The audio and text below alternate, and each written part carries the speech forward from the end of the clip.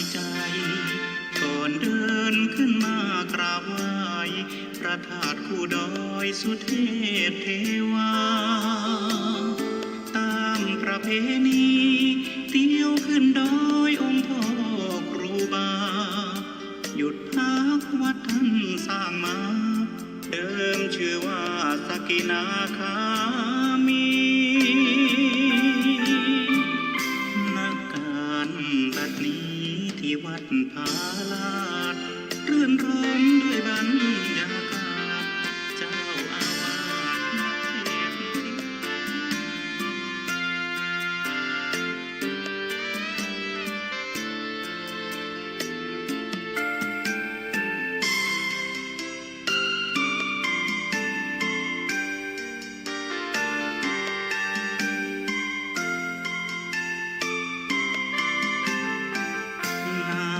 จากบ่อทิพย์ฉลมกายใจ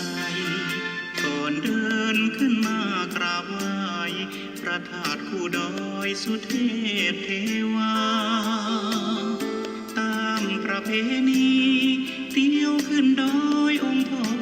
ครูบาหยุดพักวัดท่านสร้างมาเดิมชื่อว่าสกินาคามีบัดนี้ที่วัดผาลาดรื่นรมด้วยบรรยากาศเจ้าอาวา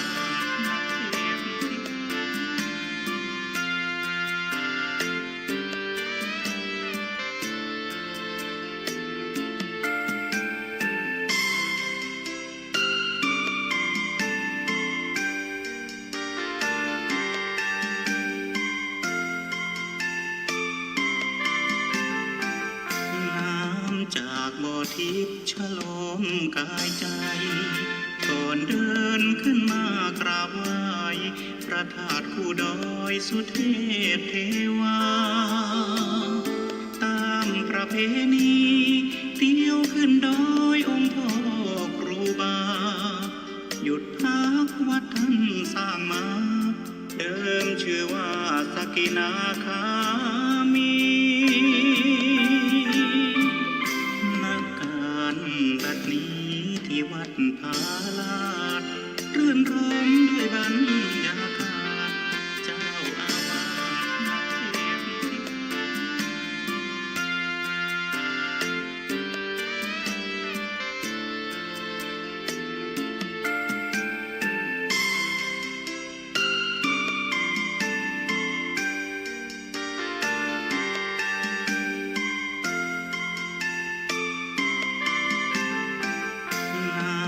จากบ่อทิพย์ฉลมกายใจก่อนเดินขึ้นมากราบไหว้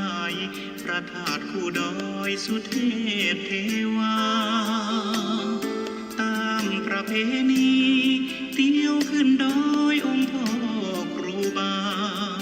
หยุดพักวัดท่านสร้างมาเดิมชื่อว่าสกินาคามีบัดนี้ที่วัดผาลาดรื่นรมด้วยบรร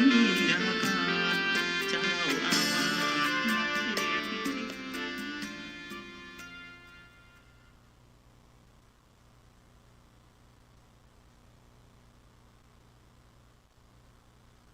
เราท่านทั้งหลายได้อาราธนาพระพุทธรูปดอกไม้ล้านนาที่สร้างจากบุปผาจากล้านดวงใจล้านดอกไม้เพื่อที่ได้มาสร้างพระพุทธรูปได้สำเร็จคำว่าสร้างเป็นตนเป็นองค์เรียบร้อยเมื่อปีที่แล้วเราก็ได้อาราธนาพระพุทธรูปมาประดิษฐานที่วัดปลายหินซึ่งเป็นที่อยู่ของครูบาอภัยสารทะครูบาโสภาอันเป็นสมเด็จราชครูเป็นมหาราชครูหลวงของเมืองเชียงใหม่ของล้านนาองค์สุดท้ายและเป็นเจ้าคณะจังหวัดเชียงใหม่องค์แรกเราเอาพระพุทธรูปมาประดิษฐานฝากไว้ที่นี่1 คืนแล้วก็ได้ มาอาราธนาในช่วงเช้าของวันเพ็ญมาฆบูชาอาราธนาขึ้นสู่หลังช้างแล้วก็เดินทางขึ้นไปที่วัดผาลาดแล้วก็ปีนี้เป็นปีที่2ก็จะทำเป็นประเพณีอย่างนี้ตลอดไปแล้วก็ธรรมเนียมที่ได้ทำมาปีนี้เป็นปีที่2ก็คือเราจะอาราธนาพระพุทธรูปมาฝากประดิษฐานจำวัดที่นี่คืนหนึ่งต่อไปก็ต้องขออนุญาตทางวัดป่าหินว่าทุกปีของวันมาฆบูชาวันประเพณีเดือน5เพ็งล้านนาบูชาพระธาตุแสนสุขนี่เราก็จะขออนุญาตอาราธนาพระพุทธรูปมาประดิษฐานฝากไว้ทุกปีจากนี้เป็นต้นไปนะทุกคนไว้ทุกปีแต่แล้วแต่ว่าทางวัดจะจัดสถานที่หรือว่าจะให้ไปจัดที่ไหนอย่างไรแต่ว่าที่ผ่านมานี้เราฝากไว้ที่วิหารของครูบาหลวงหรือว่าครูบาโสภาปีนี้ทางวัดโดยท่านอาจารย์เจ้าวาดท่านก็เมตตาให้ใช้สถานที่เดิมแล้วก็ยังเมตตาจัดสถานที่อาจจะเป็นที่พักของควานช้างแต่ว่าพอมาดูแล้วก็เกิดข้อกังวลว่ามันเป็นที่ที่โล่งๆครับแล้วช้างจะสนุกสนาน จะทำให้ควานช้างไม่ได้นอนพระเนนก็จะไม่ได้นอนด้วยนี่นะอันนั้นก็เลยว่าจะขอกลับไปในพื้นที่เดิมตอนแรกว่าจะให้ควานช้างพักที่นี่ส่วนหนึ่งแล้วก็อีกส่วนหนึ่งไปพักที่ช่อง7แต่เนื่องจากว่าพอมาดูแล้วต้องขอไปพักที่ช่อง7ดังนั้นในที่เราวางหมายไว้ว่าตอนเย็นเราจะมาทำบุญทักษิณานุปทานถวายอุทิศให้กับครูบาอาจารย์แล้วก็เทพาอารักษ์ที่ปกปักรักษาอยู่ในวัดวาอารามที่นี่แล้วก็อยู่ที่เชิงเขาดอยสุเทพโดยประตูดอยเงินเราจะมาทานให้กับบรรพชนทั้งหลายให้ได้อนุโมทนาในกุศลที่เราจะทำร่วมกันในวันพรุ่งนี้เช้าในโอกาสนี้ก็ขอเจริญพรนิมนต์แล้วก็เจริญพรเราท่านทั้งหลายได้ไปพระนกธรรมถวายทานจากนั้นก็จะได้กรวดน้ำรับพรกรวดน้ำแล้วก็จะขึ้นไปทานอาหารช้างเนาะคำนั้นเดี๋ยวจะลืมเราส่งข้อความมาว่าขอต้นกล้วย20 ต้นก็เลยส่งไปให้กำนันเอ่านเป็นต้นกล้วย20 ตันบอกหายังไงครับก็20 ตันเป็นสหาต้นกล้วยอยู่เพิ่งเข้าใจตรงกันตอนเช้านี่ว่าต้นกล้วย20 ต้นแคปไปแล้วอ่านไม่ทัน ฟังเป็นให้เตรียมให้หาต้นกล้วย20 ต้นคำนั้นอ่านเป็น20 ตันเกือบไปดังนั้นในโอกาสนี้ทุกท่านไหว้พระนกธรรมด้วยกันเน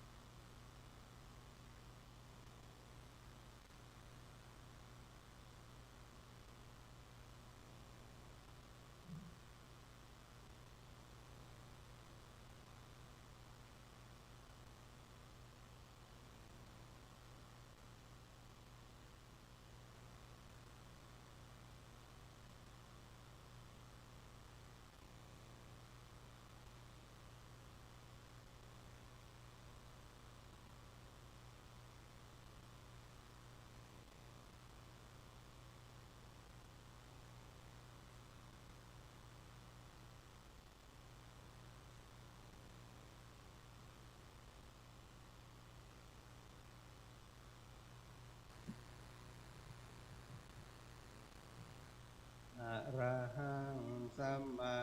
สัมพุทโธภะคะวาพุทธังภะคะวันตังอะภิวาเทมิสวากขาโตภะคะวะตะธัมโม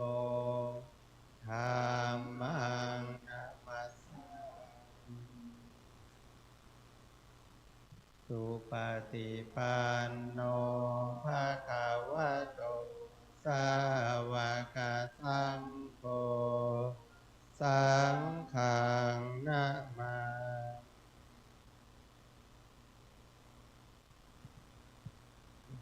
สวดมนต์ไปกันแล้วอิติปิโสภะคะวะอะระหังสัมมาสัมพุทโธสัมปันโนสุขโตโลกาวิทูอานุตตะโลกุริสธรรมะสัทธาเทวมนุสสานังพุทโธ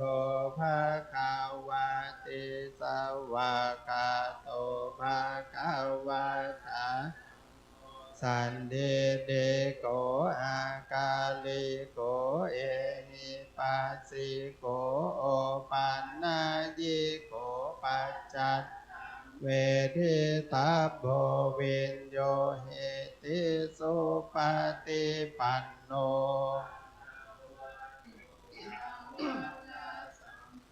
อุจุปฏิปันโนภะคะวะโตสาวกสังโฆญายาปฏิภะคะวะโตสาวกสังโฆญาทิทังจัตตาริปุริสาปุริสาปุคคาราเอสะภะคะวะโตสาวะอาหุนายโยปะหุนายโยทักขินายโยอัญชาลิการะอนุตตรังปุญญเขตังโลกัสสติ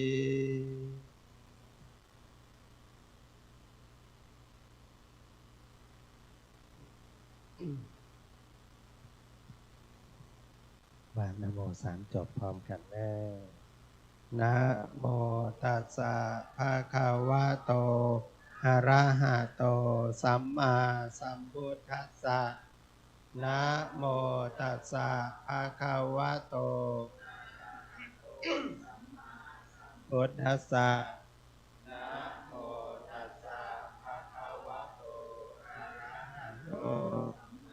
สัมพุทธัสสะนะมาดังประสงค์นึงอิมานิมะยังพันเตจตุปัจจยานิสัปปริวารานิภิกขุสังคัสสะโอโนชยามะสาธุโนพันเตภิกขุสังโฆอิมานิจตุปัจจยานิสัปปริวารานิปฏิคันหาโตอัมหากาอิกะรตังอิปายะสุขายะข้าแด่พระสงฆ์ผู้เจริญข้าพระเจ้าทั้งหลายขอน้อมถวายจตุปัจจัยพร้อมทั้งของอันเป็นบริวารทั้งหลายเหล่านี้แด่พระสงฆ์ขอพระสงฆ์โปรดจงรับจตุปัจจัยพร้อมทั้งของอันเป็นบริวารทั้งหลายเหล่านี้เพื่อประโยชน์และความสุขแก่ข้าพเจ้าทั้งหลายพร้อมอุทิศถวายเป็นกตัญญูกตเวทิตาทานแก่พ่อแม่ครูบาอาจารย์บรรพบุรุษบรรพชนบุคคลอันเป็นที่รักของข้าพเจ้าที่ได้ล่วงลับไปแล้ว อันมีพระครูบาอาภัยสารทะเป็นต้นเป็นประธานขอบุญกุศลจงเป็นไปเพื่อประโยชน์และความสุขแก่ข้าพเจ้าทั้งหลายตลอดกาลนานเทอญสาธุ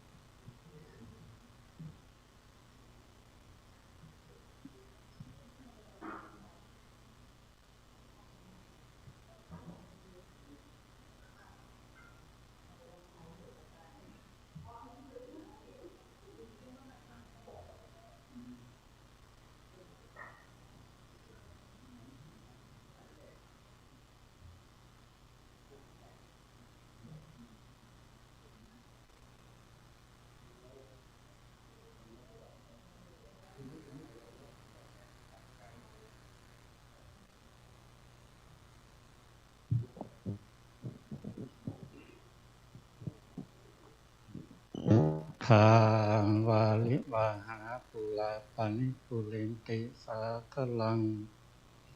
เอวะเมวะอิโตทินังเปตานังอุปกปปติอิจิตังปฏิตังตุมัง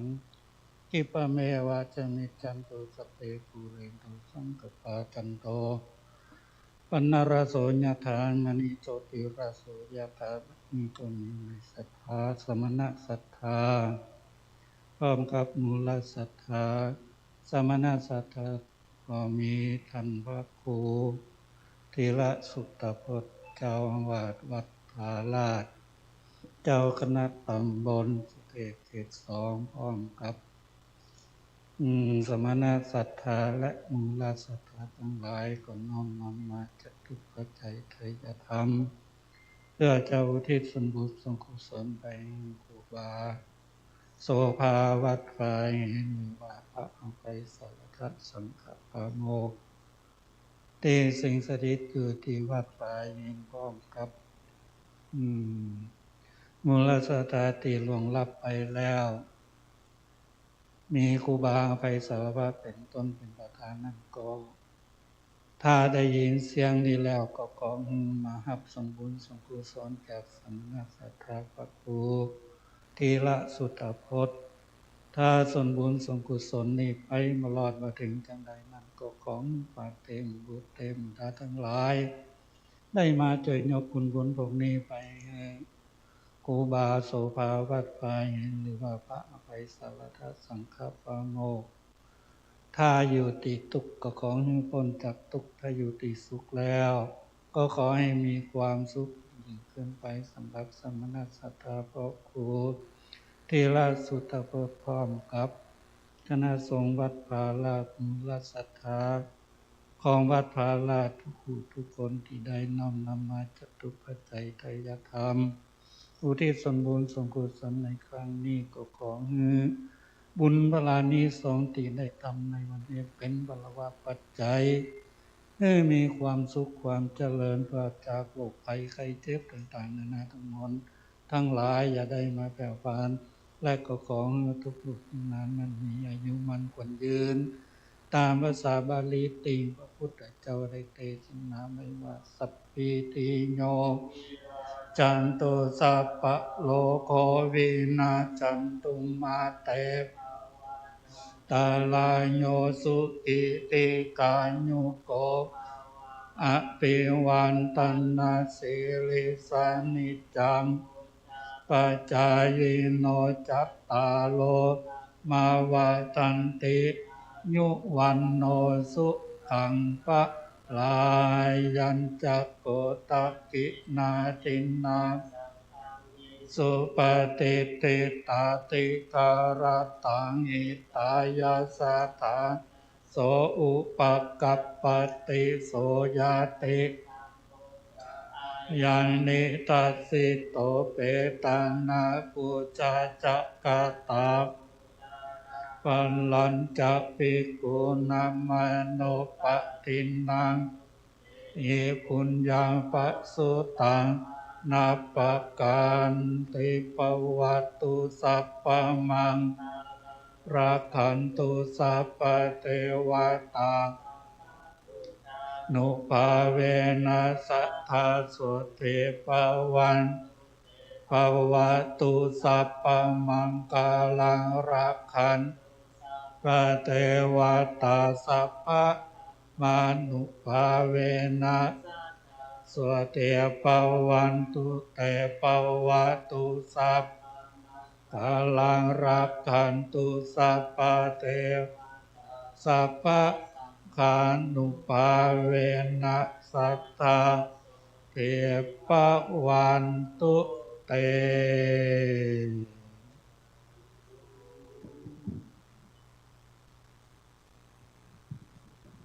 การทำบุญก็เป็นนันบริบูรณ์เรียบร้อยต่อไปเราแผ่เมตตาเพื่อแผ่บุญกุศลให้กับที่พระวิญญาณทั้งหลายที่ได้รับรู้ข่าวบุญข่าวกุศลมีความปรารถนาส่วนบุญแล้วก็ที่ว่าได้ก็ว่าด้วยกันที่ว่าไม่ได้ก็ตั้งจิตอธิษฐานเอาอิตังทานากัมมังนิพพานาปัจจยโยโหนตุโนนิจังอิตังศีลกัมมังปัจจยโยโหนตุโนนิจังอิตังภาวนากัมมังนิพพานาปัจจยโยโหนตุโนยังกินเจโกสาลังกัตตาปังกัมมังสัพเพหิเฮกาตังปุญญังโนอนุโมตันโตโสนันโตปนโตเยเตวาทาเนอาติกาตาติกายุกาตาทาหนตุสัพพสัตสุขีอัตตานังบาริหารันโตมาตาปิตาสุขิตาหนตุขะปามุญจันตุสัพเพยาตกาสุขิตาหนตุขะปามุญจันตุสัพเพอะยาตกาสุขิจันตุสัพเพปิสาสัพเพยัคขาสัพเพเปตาสุขิตาหนตุขาปาโมนจันตุสัพเพเตสุขิขาปาโมนจันตุสัพเพเตวาสุขิตาหนตุขาปาโมนจันตุสัพเพอาจาริโยปัจจยะหนตุตุขาปาโมนจันตุสัพพะสัมปตินังสามิจันตุโอวันตาคารวะครูบาอาจารย์วันเตสัพพังอปาราทังกัมมาทะเมมยากาตังปุญญังสามินาอนุโมทิตาปังสามินากาตังปุญญังไมหังตาตาปังสาธุสาธุอนุโมทนา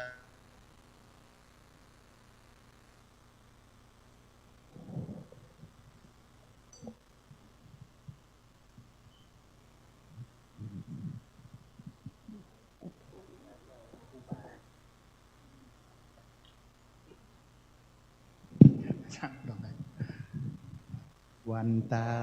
มิพันเตสัพพังอาปาราทังคามาฆามีพันเตมยากัตตังปุญสามินาอนุโมทิตัพพังสามินากัตตังปุญไมหังคาทัพพังสาธุสาธุอนุโมทามิจัตตาโลธัมมาวัฏันติอายุวันโนสุขังพลังสาธุ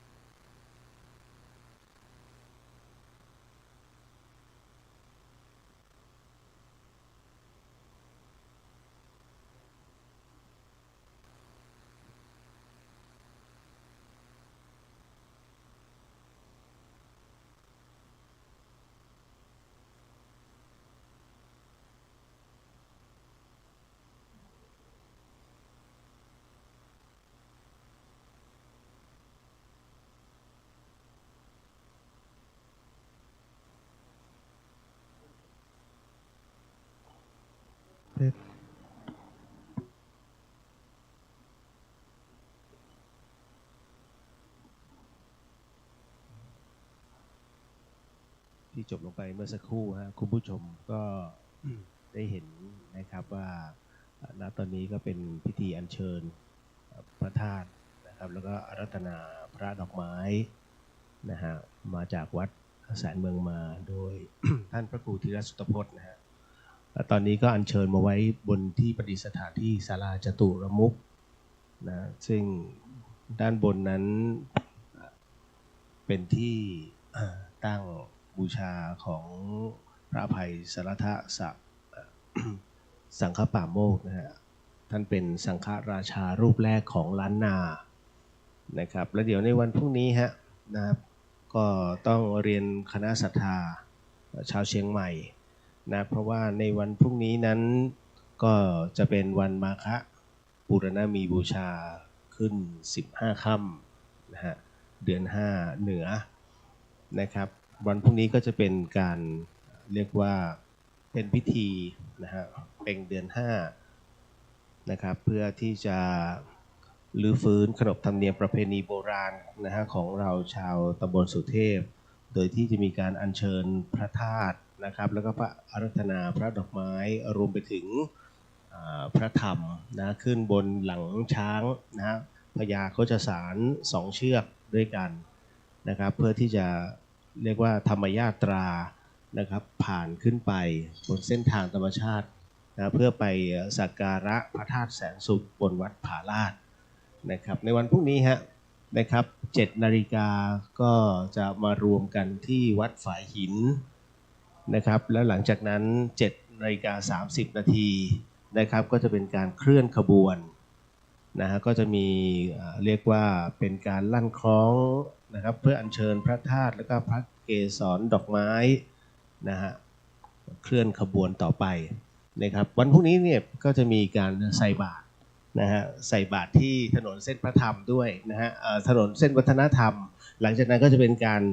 เคลื่อนขบวนนะครับคณะศรัทธานะฮะคณะสงฆ์นะเทศบาลสุเทพทั้งหมดเลยนะครับก็จะใช้เรียกว่าเดินตามขบวนธรรมยาตราโดยพญาโคชสาร2เชือกนะครับเพื่อที่จะขึ้นไปนะดังบูชาพระธาตุประสงค์นะพระธาตุแสนสุขนะครับที่วัดผาลาดก็ขอเชิญนะฮะเพราะว่านี่คือเส้นทางโบราณนะครับก็ต้องบอกว่าท่านพระอาจารย์สง่าท่านก็รื้อฟื้นนะครับณตรงนี้พร้อมกับคณะสงฆ์นะตำบลสุเทพแล้วก็ ทั้งพี่น้องข้าราชการรวมไปถึงเหล่าพลเรือนนะครับทั้งหมดทั้งมวลก็ขอเชิญนะฮะวันพรุ่งนี้นะครับรถถ้าใครจะเอารถมาไปจอดด้านล่างนะฮะหน้าธรรมสถานมหาวิทยาลัยเชียงใหม่หรือว่าในมหาวิทยาลัยเชียงใหม่นะครับเพราะว่าบนวัดฝายหินเนื่องจากมีพื้นที่จำกัดท่านใดที่ต้องการจะเรียกว่าออกร้านนะครับหรือว่าโรงทานนะครับเพื่อไปถวายเป็นธรรมบูชาในวันพรุ่งนี้ก็ขอเชิญนะครับแต่เช้าเลยฮะ6 โมงเช้ามาได้เลยเพราะว่าเราคณะสงฆ์รวมไปถึงคณะศรัทธาทั้งหลายเนี่ยเขาจะมารวมกัน7 โมงแล้วก็7:30 นาทีนั้นก็จะเป็นการเคลื่อนขบวนนะครับก็ถือได้ว่าปีนี้เป็นปีที่2และยังคงจัดแบบนี้ทุกปีนะครับก็ขอเชิญนะฮะณวัดฝายหินแต่ท่านใดที่เรียกว่าสุขภาพไม่ดีนะฮะร่างกายไม่เอื้ออำนวยก็ให้ท่านขึ้นไปรอได้ที่วัดผาลาดนะฮะก็ขึ้นทางด้านถนนห้วยแก้วนะฮะไม่ใช่ถนนสุเทพนะครับนะฮะหลายๆท่านเข้าใจผิดขึ้นดอยสุเทพมาถนนสุเทพก็ตันอยู่ตรงวัดฝายหินนะครับเพราะฉะนั้นก็ขอเชิญในวันพรุ่งนี้นะครับตอนนี้พิธีทั้งหมดทั้งมวลนั้นที่คุณผู้ชมนั้นได้เห็นภาพนั้นก็จบลงแล้วนะครับเป็นพิธีการอัญเชิญพระธาตุแล้วก็อาราธนาพระดอกไม้นะครับจากวัดแสนเมืองมานะครับในวันนี้ค่ำคืนนี้ก็จะประดิษฐานนะฮะอยู่ที่วิหารพระครูบาอภัยสารทะนะฮะวัดฝายหินหรือศาลาจตุรมุขตรงนี้นะครับแล้วก็ขอเชิญทุกท่านนะครับที่อยากจะร่วมขบวน1 ปีมี1 ครั้งเท่านั้นนะฮะว่าไม่ได้มีบ่อยนะครับแล้วก็ประเพณีของชาวตำบลสุเทพนั้นต้องบอกว่ามีด้วยกันตอนนี้มีด้วยกัน3 พิธีด้วยกันนะฮะถ้าเป็นวันแล้วถ้าเรียกว่าเป็นเดือนของเมืองเหนือนะฮะเดือน3ก็คือเดือนธันวาคมเนี่ยฮะก็จะเป็นการส่งน้ำเรียกว่าที่วัดพระธาตุแสงจันทร์นะครับหลังวัดอุโมงค์นะครับก็ต้องบอกว่าต้องเข้าทางเขตอนุรักษ์พันธุ์สัตว์ป่าด้านหลังนะครับด้านหลังวัดอุโมงค์นะฮะส่วนมาเป็นวันเพ็ญเดือน5นะครับเดือน5ก็จะเป็นการส่งน้ำพระธาตุแสนสุขนะครับที่วัดผาลาดแล้วไปเพ็ญเดือน8เลยนะฮะเดือน8ก็นู่นเลยครับเป็นการส่งน้ำพระธาตุดอยสุเทพนะครับก็เป็นการตรงกับวันวิสาขบูรณมีบูชาก็ขอเชิญนะฮะแล้วพรุ่งนี้เป็นวันดีนะครับเป็นวันที่พระสงฆ์นะครับถ้าในสมัยพุทธกาลเนี่ยต้องบอกว่าเป็นวันจตุรงคสันนิบาตนะฮะถ้าตามหลักแล้วนะครับเดี๋ยววันพรุ่งนี้ครับพรุ่งนี้ฮะก็เรามีงานใหญ่นะครับทุกวัดในประเทศไทยนะครับเพียงแต่ว่าพิเศษที่สุดที่ตำบลสุเทพเนี่ยฮะก็ค่อนข้างจะยิ่งใหญ่พอสมควรเพราะว่าเป็นการเคลื่อนขบวนนะครับทั้งพญาโฆษสารนะรวมไปถึงพ่อแม่ครูบาอาจารย์นะครับที่อยู่เทศบาลในเขตสุเทพนะครับและรวมถึงพี่น้องประชาชนและก็ข้าราชการนะครับในวันพรุ่งนี้นะฮะถือว่าเป็นอีกหนึ่งงานบุญใหญ่ของเรานะครับเริ่มตั้งแต่7 โมงเช้านะฮะแต่จะไปสิ้นสุดนะครับพิธีทั้งหมดทั้งมวลนั้นที่วัดผาลาดนะครับก็ราวๆก็เกือบเที่ยงฮะหลังจากที่ได้มีการห่มผ้าพระธาตุแสนสุขแล้วก็ถวายเครื่องสักการะแล้วก็ส่งน้ำพระธาตุนะครับแล้วก็หลังจากนั้นก็พระสงฆ์ก็จะสัมโมทนียคถานะครับแล้วก็รับพรกันก็เป็นอันเสร็จแล้วนะฮะก็ต้องบอกว่าในวันพรุ่งนี้เนี่ยต้องเรียนตรงๆว่าเนื่องจากทั้ง2 สถานที่นั้นมีที่จอดรถจำกัดนะฮะหากเป็นไปได้นะครับเมื่อท่านใดที่อยากจะมาร่วมงานก็นำเรียกว่าให้มาส่งแล้วกันนะครับให้มาส่งแล้วก็นำรถไปจอดพรุ่งนี้ถ้าบนวัดผาลาดนั้นสามารถนำรถขึ้นไปจอดได้นะครับเขาจะมีลานจอดรถเลยขึ้นไปนะครับเลยวัดผาลาดไปอีกหน่อยนึงนะครับก็ได้ทั้งในส่วนของช่วงของน้ำตกมณฑาทานบริเวณลานจอดรถนะฮะแล้วก็รวมไปถึงบริเวณที่จอดรถนะครับของไฟป่าก็สามารถที่จะท่านจะสามารถไปจอดรถตรงนั้นได้นะฮะก็ ก็จะมีรถรับส่งนะครับเป็นรถรางหรือว่าจะไปที่ลานครูบาศรีวิชัยก่อนก็ได้ครับส่วนวัดฝายหินนั้นเรารองรับได้ไม่เยอะก็น่าจะได้ประมาณสักเกือบ200 คันนะครับแต่นั่นคือด้านล่างนะครับด้านล่างนะฮะก็อันนี้เป็นกำหนดการทั้งหมดนะครับในวันนี้กับวันพรุ่งนี้นะครับก็เรียนให้คุณผู้ฟังได้ฟังนะก่อนที่จะไปรับฟังรายการในช่วงของปัจจุบันนะของทางสถานี FM 104.50 MHz ต่อไปนะฮะก็สำหรับพิธีในเย็นนี้เนี่ยสิ้นสุดลงแล้วนะครับก็จะเหลือแค่วันพรุ่งนี้นะฮะวันพรุ่งนี้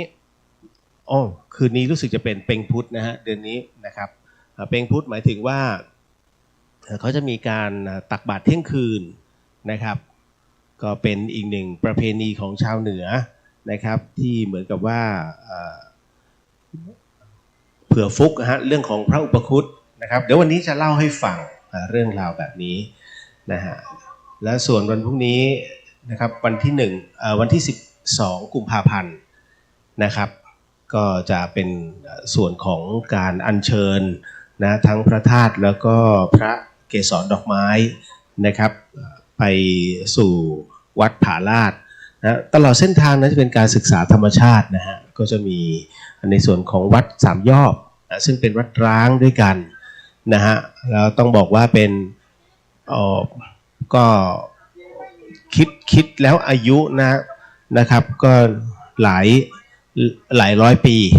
นะครับวัดสามยอดเหลือแต่โครงนะฮะแล้วก็อีกอย่างหนึ่งไม่สามารถจะทำการบูรณะอะไรได้เนื่องจากว่าเป็นอยู่ในเขตอุทยานนะครับดอยสุเทพปุยนะฮะก็เลยต้องทิ้งเอาไว้นะให้เป็นเรียกว่าเป็นสถานที่อีกหนึ่งสถานเป็นพุทธสถานนะที่คนค่าแก่การศึกษานะฮะแล้วก็อีกทั้งยังข้างบนนั้นยังเป็นต้นน้ำนะฮะต้นน้ำที่ชาวสุเทพนั้นได้ใช้กินใช้ดื่มกันนะแล้วก็เราก็จะขึ้นไปเรื่อยๆฮะไปจนถึงวัดผาลาดนะครับก็นี่คือที่มาที่ไปนะแล้วก็ในวันพรุ่งนี้ด้วยเช่นกันนะครับจริงๆเมื่อช่วงเช้านี้ก็จะมีการถวายผ้าพระบทนะครับแต่ว่าวันพรุ่งนี้ก็จะมี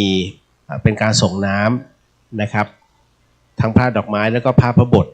นะครับอันนี้ก็ต้องบอกเอาไว้ก่อนพรุ่งนี้จะมีคณะสงฆ์นะครับ19 รูปเจริญพุทธมนต์แล้วก็อบรมสมโภชพระธาตุด้วยขอเชิญฮะนะครับก็ไปดักได้ที่วัดผาลาดตอน 10 โมงเช้านะฮะหลวงพี่เข้าเลยเข้ารายการเลยนะฮะครับผมก็ท้ายสุดนี้ก็ขออนุญาตนะเดี๋ยวให้ทุกท่าน